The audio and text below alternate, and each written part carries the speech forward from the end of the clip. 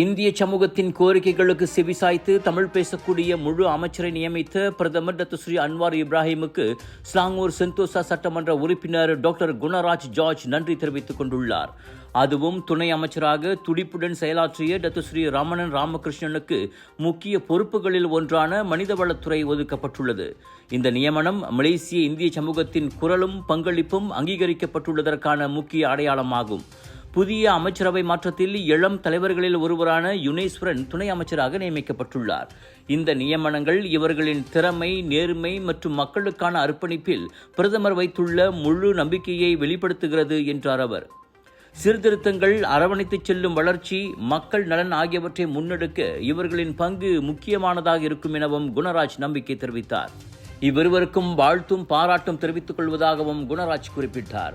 இனி இந்திய சமூகம் ஒன்றுபட்டு மடானி அரசுடன் இணைந்து செயல்பட்டு சமூக தேவைகளை அமைதியான, பொறுப்பான முறையில் முன்வைத்து நாட்டின் எதிர்கால வளர்ச்சிக்கு பங்களிக்க வேண்டும் எனவும் குணராஜ் அழைப்பு விடுத்தார்.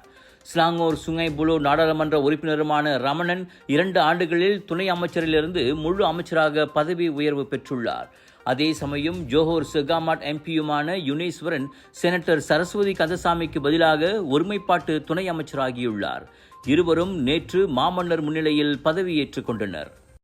எல்லா நோய்களுக்கு முக்கிய காரணம் ரத்த ஓட்டம் சரியா இல்லாததுங்க. குறிப்பா தலைவலி, உடம்பு வலி, உடல் மறுத்து போறது, வசதியா இருக்கிறது, மூச்சு திணறல் மற்றும் பல. இத நீங்க இப்படியே விட்டுட்டீங்கன்னா ரத்த கொதிப்பு, இனிப்பு நீர், இருதய சம்பந்தப்பட்ட நோய் மற்றும் பல நோயெல்லாம் வர ஆரம்பிக்கும். டென்ஷன் ரத்த ஓட்டத்தை சீராக்கிடும். இது நவீன முறையில தயாரிக்கப்பட்டது. 10 ஆண்டுகளா மலேசியால பயன்படுத்துறாங்க.